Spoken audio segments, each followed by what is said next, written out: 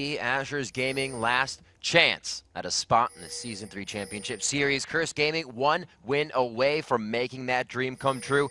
They have put a lot of hard work and effort, as has Azure, and we're going to see how that will pay off for both teams. A little bit of a split, and yes, there is going to be the swap. It looks like it's going to be pushed down by Curse as well. Curse doesn't really care if Voyboy gets stuck in the 1v2 this time. This time, instead of having 5 members rush, they rushed with 4, and the ward was placed in a brush instead of putting a human Lulu there. Rupture in the same place, but they're only going to find the ward. This time, so it's homework. Azure might be able to turn around something. That was homework. And we see them going around, actually quite early. They're just going into 50 seconds. They're not even letting AZG get ground here, and they're walking through a ward right now, Jat. Azure Gaming also walking through a ward. That's where Curse caught out Lulu in the previous game. Oh. It's a lot more grouping early on in this game than I thought. They are pinching right now. Voyboy is just in that bottom bush. Cop is going to enter, so there were no wards placed where AZG was, so they can't see if Curse really wanted that spot back. But they did, very much so. Voyboy sitting in the bush, waiting. The team's going to back up, so he's got to be careful of his position. He knows Demon Lowell's right next to him. This ward is really catching Curse by surprise. They didn't expect it to be in that position, so their invade is completely telegraphed, allowing Azure to pick a counter invade if they choose. I don't think I've seen this many pings in a level 1 in quite a while. They could go right up above the turret, and they're just going to face them. They have vision there. They could start to lay waste over that wall. Curse has got to get out of here. They don't know that they're coming. Nothing is going to give them that vision. Not even... Oh, Rumble is going to come in from the side because that ward's there, so he can't really make a move. It'll alert Curse that something is happening. They're just going in. They're going to collapse on him as 5 as soon as they start this buff. There's the ward that goes back in the bush. They know they're coming in. Nothing here is on the side. He says, guys, this is how it's happening. The pink ward is going to show them, and it looks like they go in. That is not going to be the fear from Elements. He actually, I don't know what he got. He got the silence. Nice rupture. Rupture comes up, stops the entire engage. They start the flashing, though. Wow, I don't think Saint could have hit that better. They are still continuing. Another rupture to stop them out. A very high cooldown right now, but he has that blue buff. He is able to throw these out. He is not hurting himself in the jungle. He's really only hurting AZG. And the fact that they pulled that off, got the blue 4v5, Voyboy took his own blue buff and already hit level 2. He can just stroll back to the lane if he really wants to because he knows all 5 members of AZG were trapped up in their blue buff. Another level 1 win for Curse. And they are going to pressure that swap as well. Lulu and MF forced to go down bottom and lose even more in lane as you're going to see Voyboy. So he wants to freeze this or push that as fast as he can to the turret before they get there. Since he was the first one to hit the... No, he's actually deciding to freeze it. He doesn't want to shove up, otherwise he'd deny himself. He's being very careful in that bottom lane not to shove. He does have that blue buff, but he's going to play it to the most advantage. He's not just going to use it to W off and get that spell vamp back to keep himself CSing. Very smart play by Voyboy. Nothing here. So much harass. And I know Elements is going to be so aggressive on this. He loves that fiddlestick play. It's just second nature to him, and you can already see them. That lane swap aggression is going to be taking down this turret and putting the lanes back to normal. So Curse actually initiated the 1v2 lane. Yes. Yeah, they sent Olaf down bottom first, and we saw the entire AZG kind of roaming to see what was going on. It's surprising. I know Olaf is a very good 1v2 laner. This is almost a tactical Curse rather than a let's go let Voyboy win the game for us Curse. Seems to be working out well, though, because Voyboy, with the blue buff in early level 2, is going to be able to cope. Now he's level 4 at this point. Going to be able to cope way better than Nothing here in the top lane, who's getting destroyed by the Fiddlesticks poke.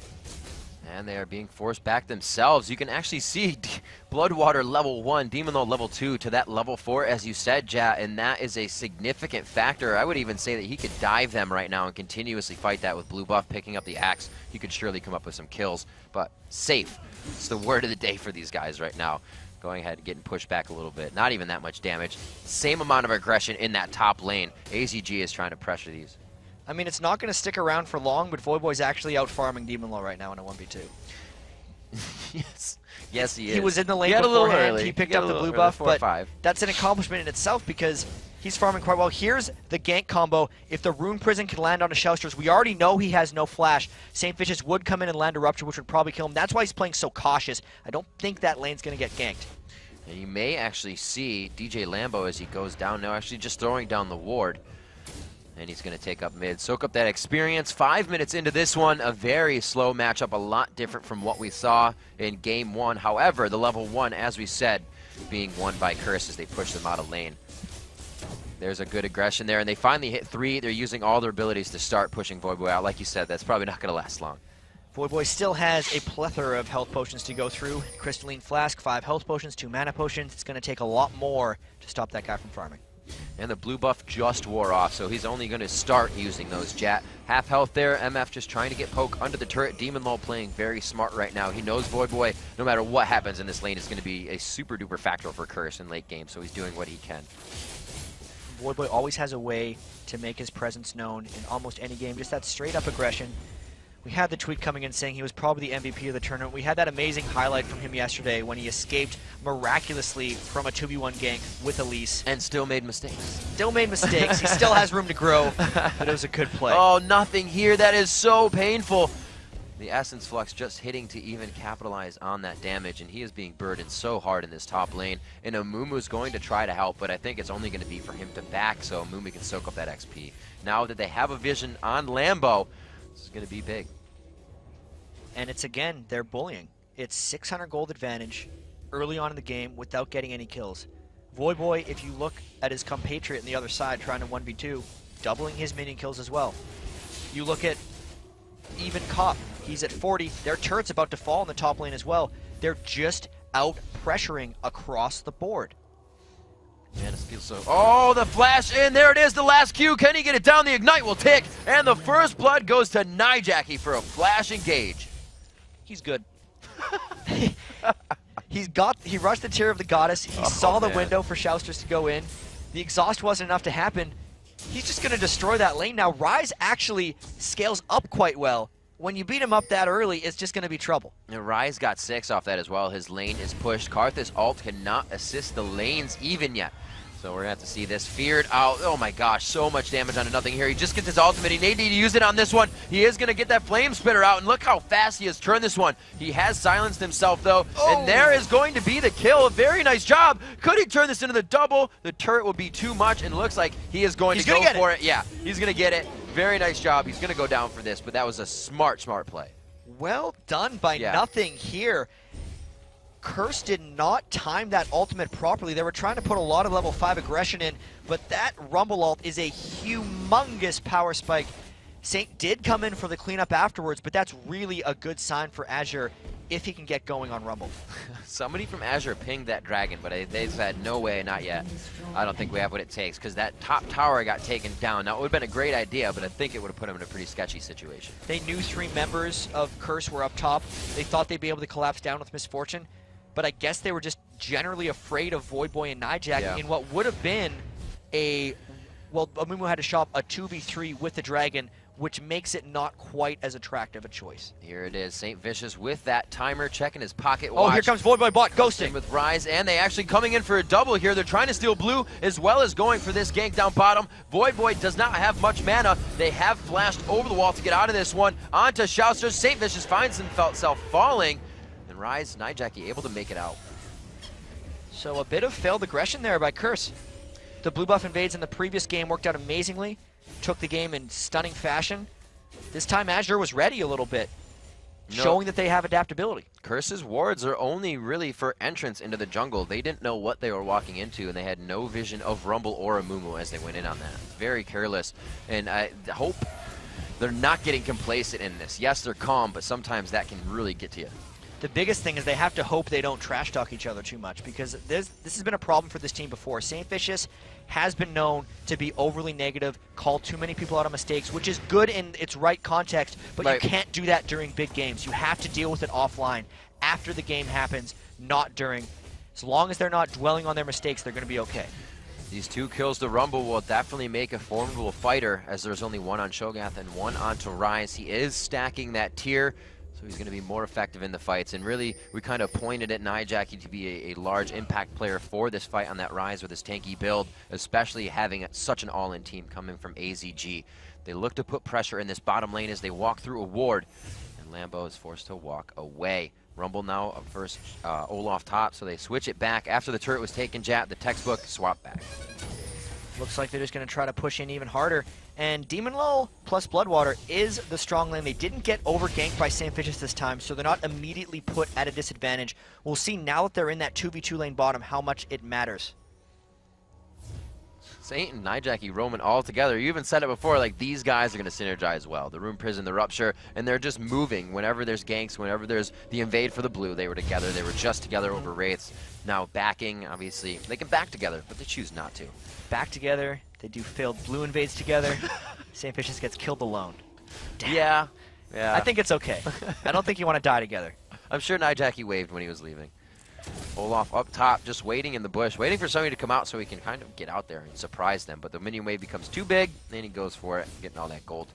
You see that? He has 62 to Rumble's 39. So that lane swap kind of had an impact. The kills are going to help. It gives him about another 30 to 40 CS there, but still, those 2 kills are really nice. It's almost like Voidboy was never even in a 1v2.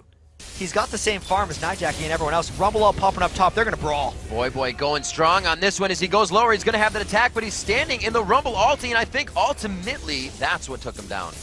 You're absolutely right there. Nothing here made Voidboy disappear. That was just a poor choice by Voidboy. He stuck in the ultimate for too long. If he would have moved about a couple feet to the outside, it wasn't put too far down, he might have been able to finish him off. He thought he'd be able to duel him down, but he just judged it wrong. That was a big matter of Ignite being on nothing here, but Voidboy not having the combat summoner because he chose to take teleport. So his Ghost is up, teleport's up, but he's going to have to walk this one back to lane the old-fashioned style. There's the engage onto him. Nijaki, you see him just walk towards that. Whoa, almost dropping DJ Lambo with a few spells. Definitely coming up with a kill here. A last lay waste does take him down, but that is scary for AZG. That was a huge amount of damage burst that he put down onto DJ Lambo. They did have to burn the Amumu ult, but they got 50% more gold from that exchange. Nijaki didn't credit his team with an assist for that, so that's slightly helping Azure come back in the game a bit. 1,000 gold lead. At this point last game, they were down about 6,000, and it was pretty much pronounced over. They're doing a much better job in this game, and we know how well Karthus can power up. It's happening to my words. Because we saw that in the Fear game earlier. It is 85 to 82. Those mids are neck and neck, both 2, 1, and 0. So there is nothing dividing them right now besides a few items and backing. Karthus is not yet. There's the ultimate bullet time going down. They're going to be able to drop this turret, grabbing some more gold, actually grabbing that first global gold for themselves as they had not taken out there. So it's kind of mirrored on each side. Those bottom and top turrets are dropped at 5 to 3. Jat, it's 13 minutes into the game with a very slight gold lead in favor of Curse. A whole different match than we saw game 1. I really got to credit Azure right here. A lot of teams would have given up after they got their blue stolen and saw that Voidboy had a blue as well and just said, you know what? It's happening again. They invaded us last game. They're going to do it again. Surrender 20 minutes. GG. But no, they stayed in it. They've managed to turn around Curse's aggression in a couple circumstances. They baited Voidboy into being over-aggressive in top lane. They've roamed well. They got a double kill from nothing here. He's really been one of the difference makers.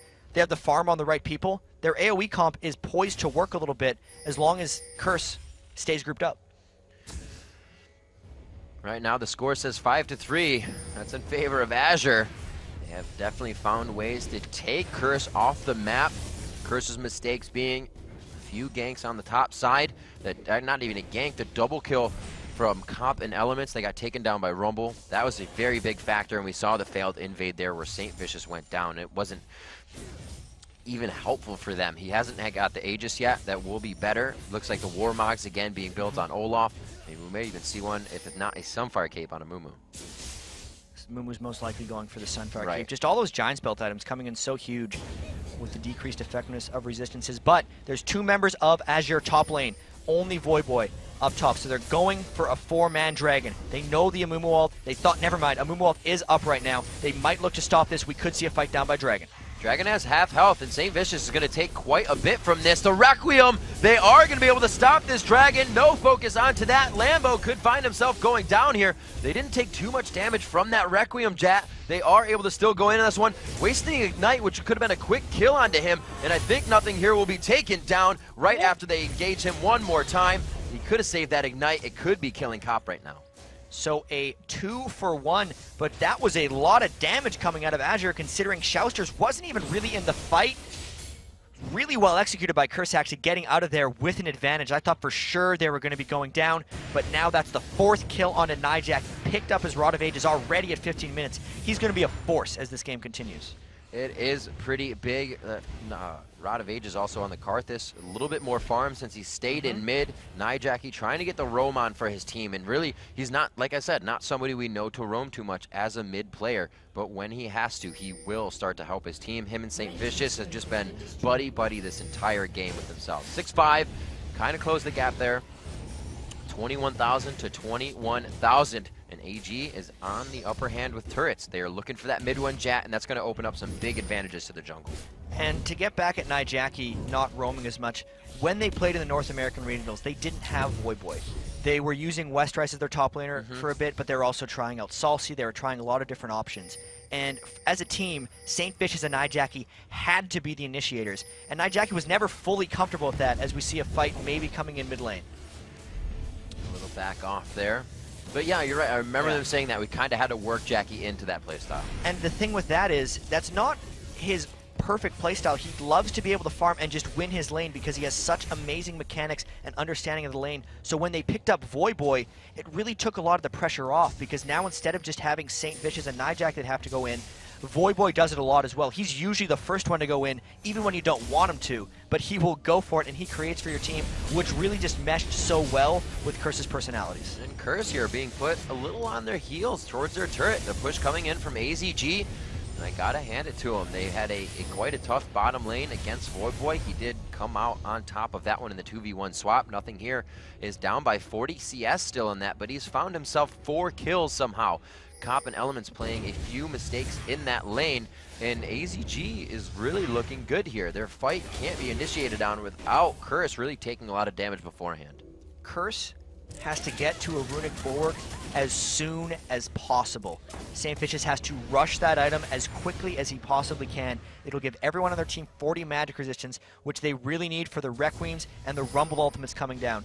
He's got a lot of magic penetration. They'd pretty much negate that in one fell swoop if they can get one of those items, and then they'll be able to team fight properly. Because right now, anytime the Rumble ult goes down with the Mumu and Karthus, the majority of them are below half health, and it's just tough for them to do that right now.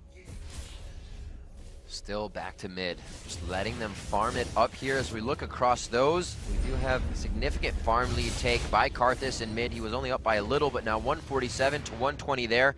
No Karthus for that farm. 143 on MF. They are on average, except for Olaf, up by quite a bit of farm. 88 even on Cho'Gath, or 88 on Cho'Gath rather. That's higher than a Mumu. So it's a little back and forth in those, but that's Karthus, that's MF. Those are the damage dealers, and that's going to be nice for them. It's going to start getting pretty tense, and you can kind of see the game itself is getting tense. Curse was really loose in the first game because they never made any mistakes. They had to lead the entire time. But maybe the pressure's coming in now. Elements says they've dealt with it before, and they have dealt with lots of pressure. But have they dealt with something like this? Because they've been Curse. It's never been, if you lose this, Curse is no longer the same roster. But now it is, and the fact that the game is close against a team that they expect to beat, it's tricky. Here they're going in for a Dragon. Azure has all their ultimates up. Voidboy might teleport in if they decide to fight. Hey, there's the teleport coming in. It's going to be right in front of the Dragon. Amumu gets the Dragon, but will they win the fight? Curse with the Sad Mummy. Ragnarok goes off. Olaf is left to run free. Lambo going down quite hard. Nothing here. Shousters and Bloodwater all losing health quite quickly, and it is going to be Elements and Cop from the backside. Just as you said it, chat. Fiddle stayed out of the fight until they used everything, and they just walked it in to clean it up. 4 for 2. Voyboy manned up and went for it. We were just talking about how he's the one who goes in. Yeah. He teleported into the middle of 5 people before Curse was even there, and then just trained down Demon Law for the majority of that fight. They didn't get the Dragon, but they sure as hell got a lot of confidence out of that fight, and they're going to take down this mid turret, which is going to be huge for their roaming potential. That was very big. I was about to say, until you called the teleport, I was like, this is going to be great. We're seeing finally something different. There's a split push pop top. Oh, never mind. He's actually going to teleport, like you said, into 5 people. So now going for the blue, they're going to try to steal this away. They have some definitive hold on the jungle now. They've taken down that mid turret before, and they kind of swept that quite fast. They're going to try to get the bottom one down to get that worry away. More global gold, that's their quickest and easiest access for it. And, you know, just great mindset, map awareness, where the lanes are pushing, and using that to a fast advantage. Looks like they may not get it here, though. biggest carrier on the team is still Jackie, though. Smart move there, going for a Banshee's Veil pretty quickly, really trying to stack with that magic resistance. Saint Vicious already has the Aegis. He's going to be upgrading that as soon as possible to get to the Runic Bulwark. Gold's still close, though. You can see the Sunfire Cape on Amumu on the other side is pretty big. Shouster's going to be going for that Death Cap on Karthus. That's going to be really huge when he's able to complete that. And if Demon Low can get to either a Black Cleaver or an Infinity Edge, I think he's going more along the lines of an Infinity Edge because he realizes he doesn't have the freedom of sitting back and MF ulting because Voidboy's right on his ass the whole time. Yep, and you know what, Jet? You were absolutely correct. The Bulwark instantly rushed by Saint Vicious. These guys are trying to make this so team fight oriented. They know what they're going up against, area of effect composition, and they got to be very careful how they place themselves in these fights.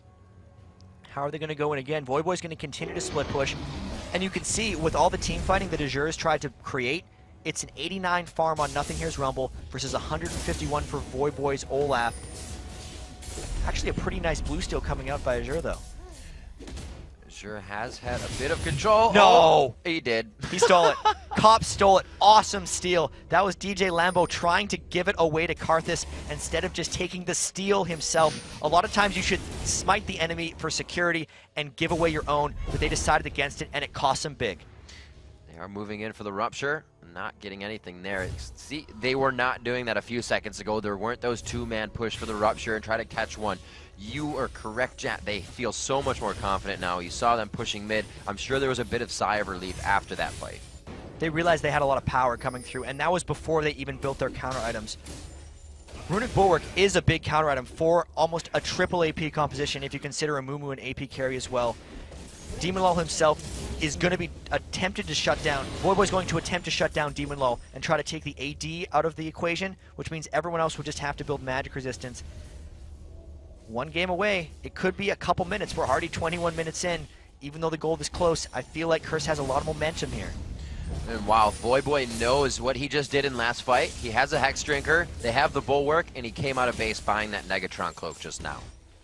That magic is interesting. Yep. So he's really worried about running through everyone, but he's not worried about what actually happens when he gets to Demon Low. So he's going to have to be really careful that he doesn't over-itemize magic resist and forget about the person he's actually trying to kill. That becomes a problem. How often have you seen kind of things like happen? That leads to the tunnel vision, that leads to, you know, you think you have the build, so you're going to go for it. All the time. It happens constantly. All the time. In fact, the last time I was watching Curse play Olaf, back at an MOG Dallas, it was when Westerice was playing it. He had a very similar build. He was a super farmed Olaf the entire time, but he built magic resist because it was a double AP composition with Ezreal. It was against Dignitas. I'm a Cutie Pie hit a point where he could just kill Voidboy, and as soon as that happened, Curse lost. So Voidboy has to make sure that he can't get soloed by the AD carry. He's just running in to see what this Negatron Cloak does for him. Feeling good, just beating away onto Shousters, and he turns as soon as he sees Bloodwater. Very good control there. They're kind of just knocking each other down, trying to get the upper hand in this next engagement. Didn't really burn much, considering how much he spent to get that. Voidboy burned his ultimate and his ghost. Got himself down to about half health. He did draw and suck 3 members of Azure up there because they thought he was going to go all in, but Curse wasn't really in position to capitalize on that. Jackie was shopping. They weren't putting pressure on any turrets, so it didn't really react in that big of a win for them. Cop waiting for a minion wave down bottom, and Saint says, hang on, I'm coming. We'll take this out together. And he kind of just lets Saint take it. He's like, I'm going to get the CS. Well, you just take shots. They move off of that. More gold coming to them. 2,000 gold lead in favor of Curse now, chat, as they finally have pulled up in kills as well. That 9-8 has been sitting there for a few minutes, but they finally grabbed it back. 24 minutes into this matchup. You know, Azure is definitely putting up a fight this time. And we saw the last big fight at the Dragon. Dragon's coming up in 30 seconds. Voidboy's running out that top lane. He has the teleport. There is no teleport to match him on Azure. There's not really even a person who can match him if they fight the 1v1. So Azure's going to be wanting to run to that Dragon, try to get there before Curse, but Curse shopped at just the right time. Everyone spent their gold just in time to get down there for a Dragon. I'd expect to see another fight coming up here. Voidboy's not even going to have to use his teleport because he's running down near the area as well. We may see another fight here if Azure decides to aggro on the Dragon once again. But maybe they're just going to poke back and forth. You know, Azure, as we have seen through just these few games, are a team that quickly adapts. They put a ward in the bush instead of Lulu in the bush. They, you know, they're going to remember that Olaf will teleport in this time and 5v5 their team as they come in. So you can see how cautious they are, making sure there are no wards around there. I don't think they have a pink on them, just that Ruby. Actually, they do. The pink is right there for Curse, so Curse has the upper hand. And Curse is going to be fine with sitting in this situation for as long as possible. Voyboy stole the blue buff from Azure. He's going to go split push this top lane. He's going to just get bigger and bigger. And as long as he's farming and no one else is, that's advantage Curse. 193 CS to his counterpart, 124. So those kills really not factoring in anymore for Rumble to be tankier or bigger than Olaf. He has gone for the Kindle Gem as well. Cooldowns, a little bit more health. He's really looking to just continuously pressure this lane, get that split push in. The undertow is just so good for pushing. We were talking about it with Saint earlier. He's like, love playing Olaf in solo queue lanes. You just throw it back and forth and you can go. You see a little aggression here onto Voyboy, but he is going to go strong on this. I think he's going to try. No, he's going to go for the kill, actually. I thought he was going to try. Wow! What is going on? Shouse just did not know this was going to happen. A cleaned up double kill for Voyboy. And will the Karthus ultimate be able to take him down? He's going to try to lifesteal here. That is absolutely amazing, chat. Man mode. This is why he's going to qualify twice. Because he can pick up 1v2 double kills. Only person in Season 3 to qualify twice. He qualified on CLG. Hard mode. And with that hard mode, absolutely. Hard mode. Now they're pulling onto Baron. They know there's 2 members down. Voyboy went back to base and he's teleporting in. Unreal. If they try to stop this, St. Vicious will have his feast. 1,000 true damage on the Baron. DJ Lambo's going to try to stop this, but Jackie peeling off. This might be a fight. Lambo is trying to go for the backside of the bandage toss through, but he sees his team with Jackie in the front. There's the toss. They get Baron. The Curse of the Sad Mummy does not do much damage, and nobody followed up with him. Lambo went down in a second. They realized that it would be base if they tried that. Great play, and it was Voyboy. That was an unbelievable play. They thought, this guy doesn't have any armor. Let's go 1v2 him. Demon Low Voyboy knew exactly what he was doing. Had to hit Demon Low I'm first. Coming to What's you. up?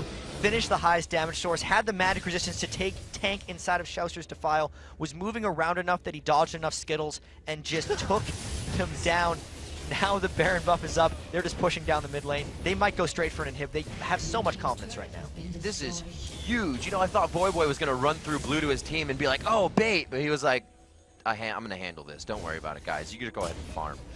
AZG now trying to chase.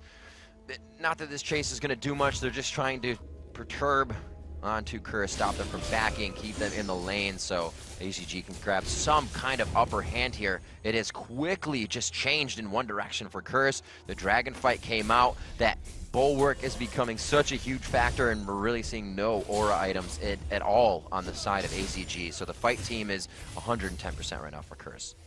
They are really, really strong right now.